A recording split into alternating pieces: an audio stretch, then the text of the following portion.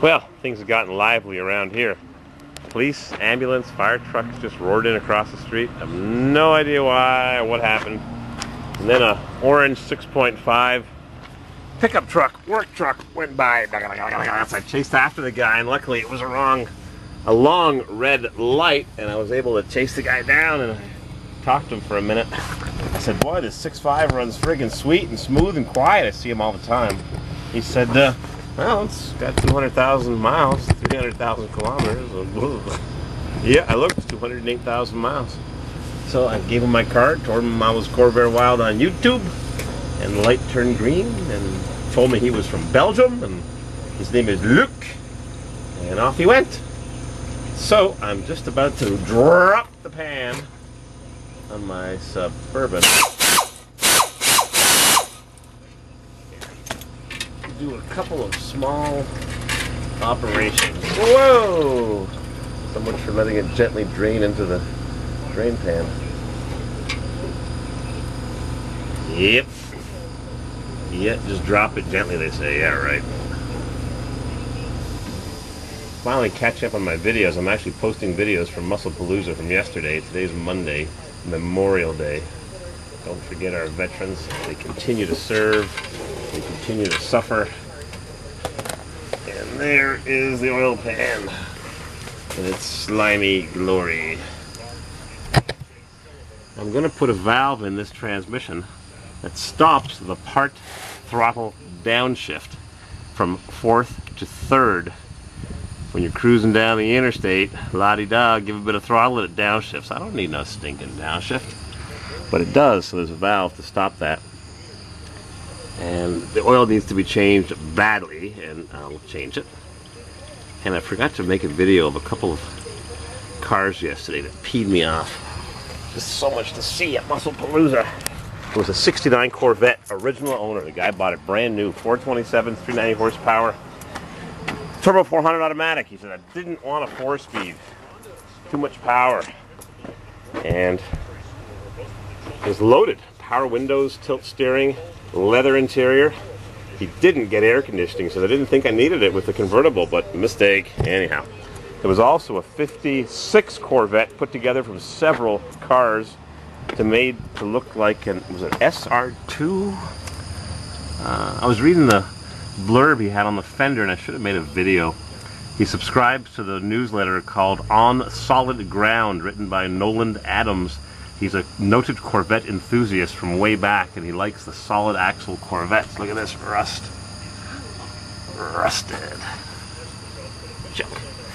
Anyhow, I should have made a video of the '69 Corvette. Should have made a video of a '73 Roadrunner with a 440 that was beautifully restored. Oh, just so much to see.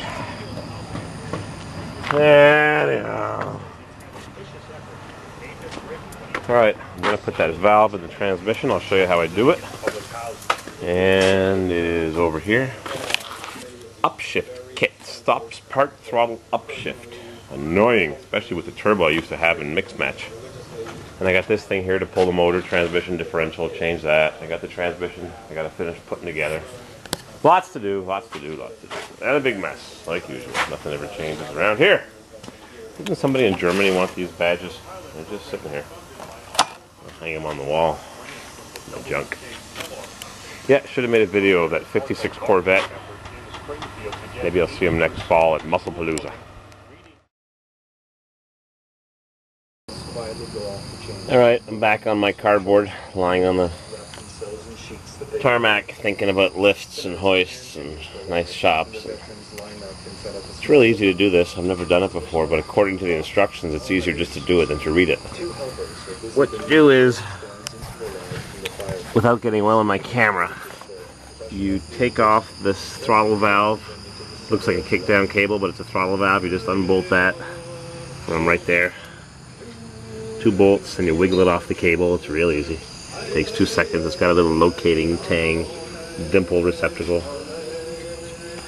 And you wipe your fingers with your crappy cloth. And then you take a pair of side cutting pliers. Oh no, I'm afraid I'm lying under a truck with oil being spilled on me, and it's a rusty truck. See?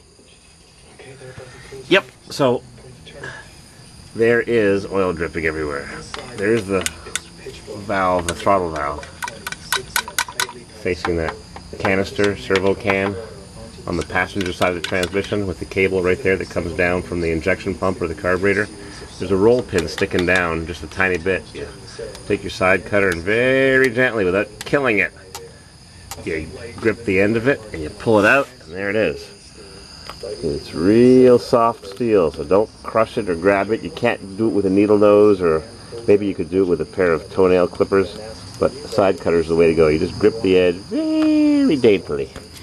And then, greasy hand on the nice clean Casio camera, you pull out the valve, the plunger. Oh yeah. Oh yeah, it comes right out. Okay. It's been in here for a zillion miles. Who knows what the mileage is? I forget. So I'll set the camera here on the tripod. Where's the transmission now? I forget. Oh yeah, over there.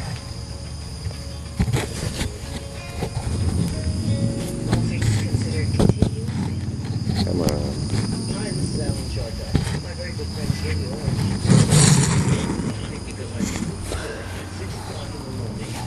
This isn't easy.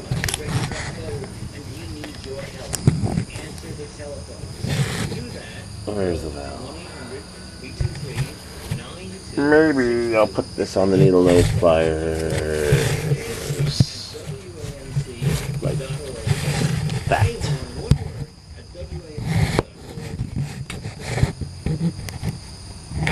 Oop.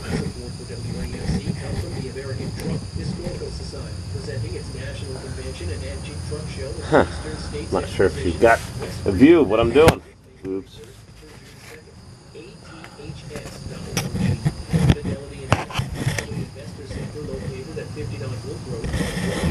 I don't even know if you can see what I'm doing. I got it balanced on my needle nose pliers.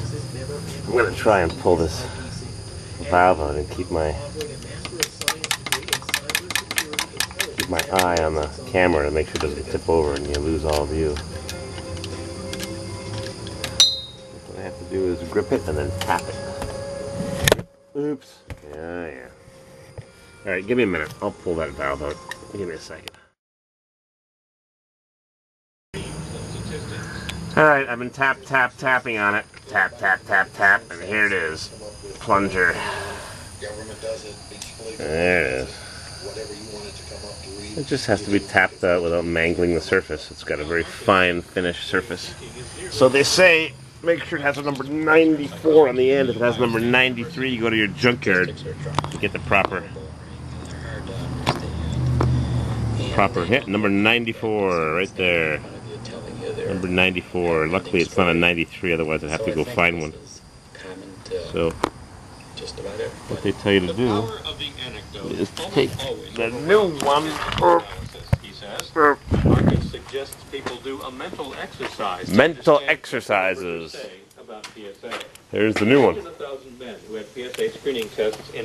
Stops the part 3/4 throttle downshift out of 4th. And maybe once I'm in the neighborhood, I'll figure out why my overdrive has never worked in this transmission. There it is. Oops. Alright. I'll put it back together in a few. Alright, out with this simple pocket tripod. Needs 4 legs or something, but onto this one that I haven't used in a while. Been sitting on the dash of the Suburban. You can put it on the camera and lean it over more, and put in the new anti-kickdown throttle valve. So what happens here? I'm going to clean all these parts before I put them in with some carb cleaner. The number 94 plunger goes in first direction. So you put it inside the new plunger like so, and you insert this. Let's see. You insert it so that the 94 is into the valve body, and the roll pin goes in that slot right there. There's a slot. So that's going to be inside, just like this, with the number 94 on the head sticking inside. And I've got to make sure it fits properly because it seems to have too tight of a fit. I may have to do some gentle sanding to get this thing to fit properly. Actually, it doesn't move because it's roll pinned in place. So once I hammer it in with a hammer and chisel at BFH, it should be good to go. So I'm going to clean it off with my little bit of carb cleaner left. They have a special at Advance Auto. If you buy $100 worth of merchandise, you get a $50 gift card and 20% off. The $50 gift card is good, of course, on your next purchase, and they're always having that special over and over and over. So I'm going to return that carb cleaner and rebuy it and get a 50% off gift card. Hope you can see what I'm doing here. Give me a second. Oops. Alright. Spray the carb cleaner on this. Make sure you can see it.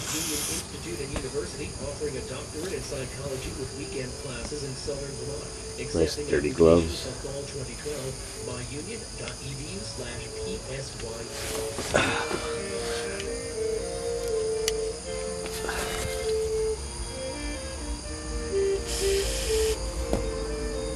A beautiful day today. Beautiful day yesterday. Beautiful day today. We're lucky.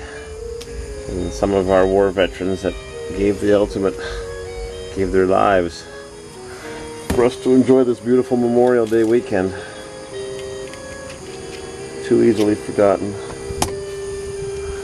Hope you can see what I'm doing. I can't see the lens of the camera, or rather the screen. I want to make sure this is clean with my grimy gloves. As the world's largest number of active volcanoes, and it's betting on geothermal wealth as a vast source of clean. It has to be indexed with that slot right there. Making that economically feasible.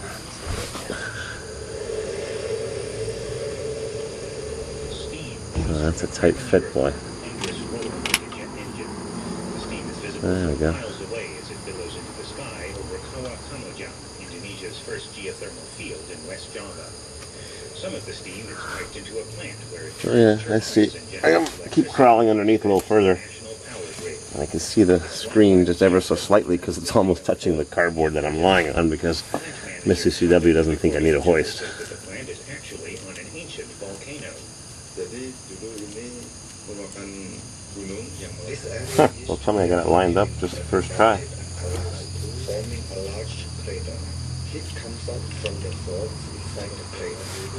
The heat is released through fans and hot springs around the crater. Nope. Springs like this one, where hot sulfurous water gushes from the ground near the Kamojang plant. Indonesia has around 130 active volcanoes strung out through the archipelago. Oh, I forget if it has to go in or not.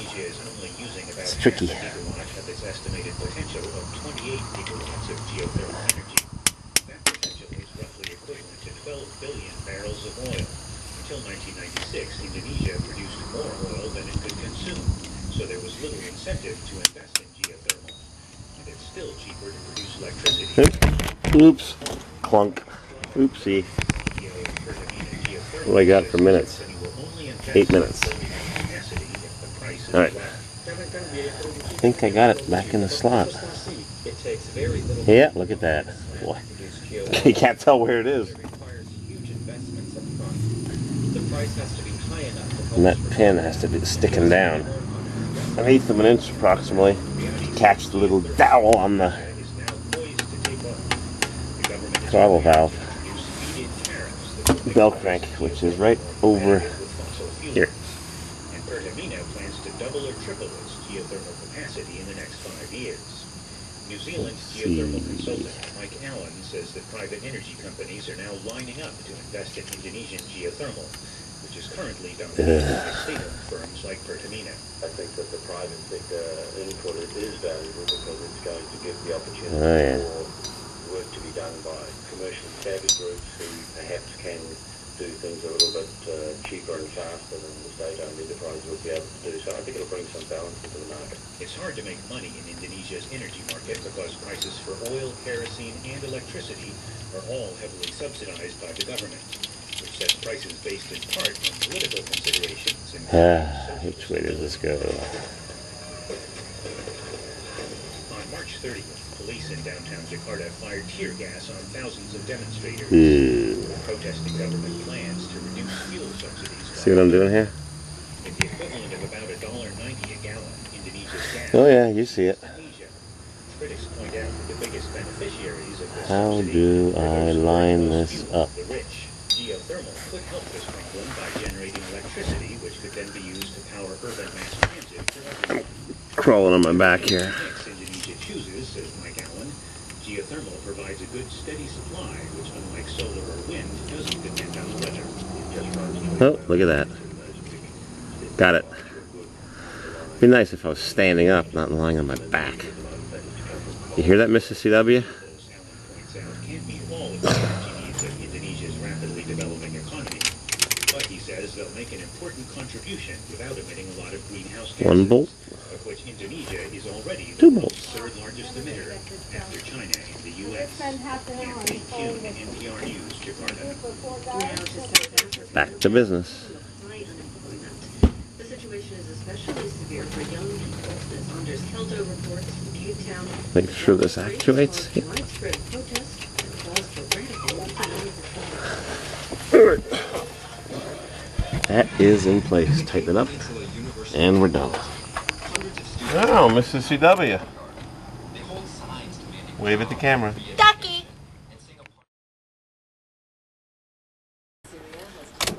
I'm gonna try something.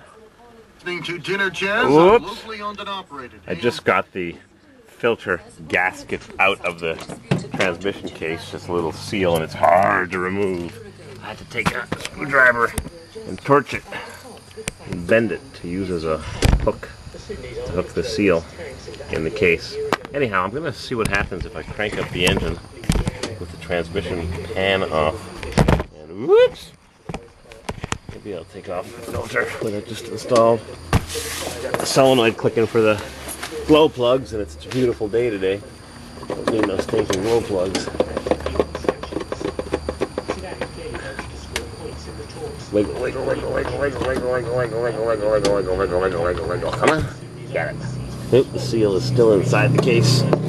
Anyhow, I'm gonna crank up the engine and see if I dump some additional oil from the torque converter, because I'm only getting half the oil out of it left.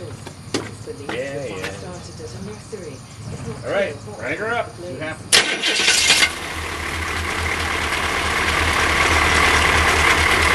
Yeah, running it with no oil. Whee! Get rid of that polluted oil. It's caca.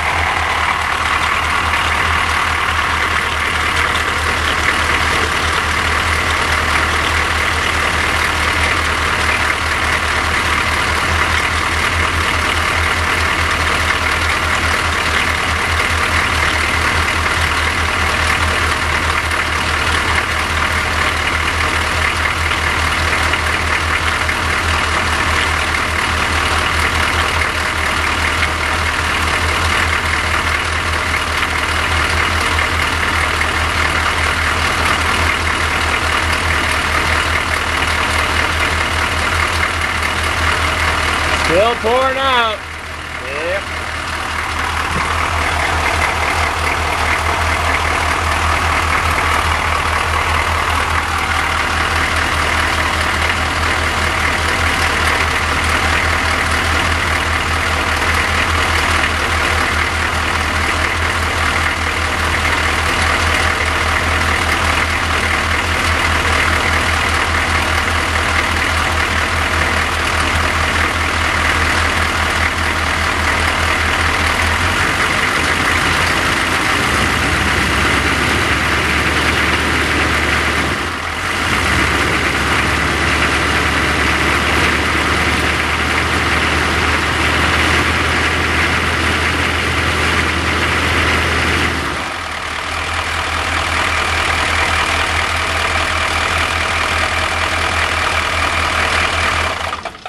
Oh yeah, I'm sure Spike Punk's gonna love that. Running the transmission with no oil. Anyhow, just for 30 seconds.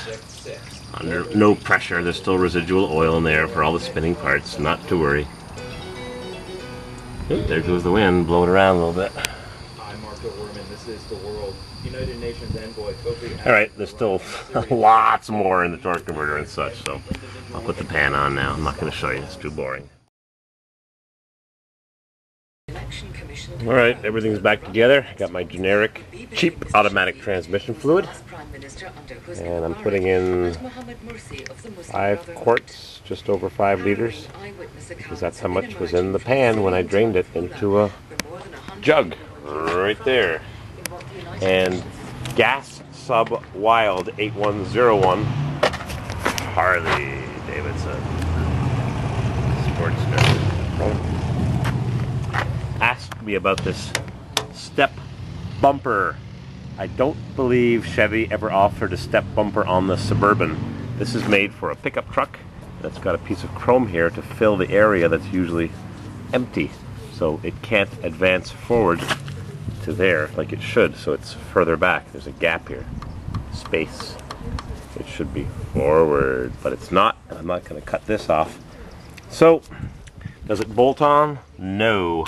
One bolt does fit in the frame, and one bolt I re-drilled in the mounting plate, and I could have drilled this hole a little bit bigger, and that one, there's lots of holes, but it's not made for a Suburban, it's made for a pickup T-Ruck. So I had welded it on to a previous Mr. Blue, the two-tone blue one. I had welded it onto the bumper, to the frame rather. So this is a pickup step bumper, and they're all the same. They all have this filler panel. But the Suburban has a filler panel too, and I'll show you what it was on when I bought this truck 10 years ago. It had that chrome step bumper. And you see, there's no panel here. So the step bumper goes up. The Suburban continues across. So it can go in another inch and then wrap around here nice and smooth, see? So, I'm Marco Werman, and got my oil filling up the transmission. And I'll start it up and check the level and go for a drive and go up to 70 miles an hour and give it part throttle and see if it kicks down to third gear. Hopefully it won't, and one day maybe I'll even get my overdrive lockup working. It doesn't lock up, never did. I have no idea why. I have the manuals right here. Light off, drive wheels off floor, faulty brake switch, open and neutral, transmission circuitry, check wiring, solenoid, electrical malfunction, okay, oh boy. Torque converter clutch. I need somebody with experience to diagnose it for me. And I checked the fuse, and it's the same as the radio fuse or whatever else. So that's it, we're done. Out of memory anyways.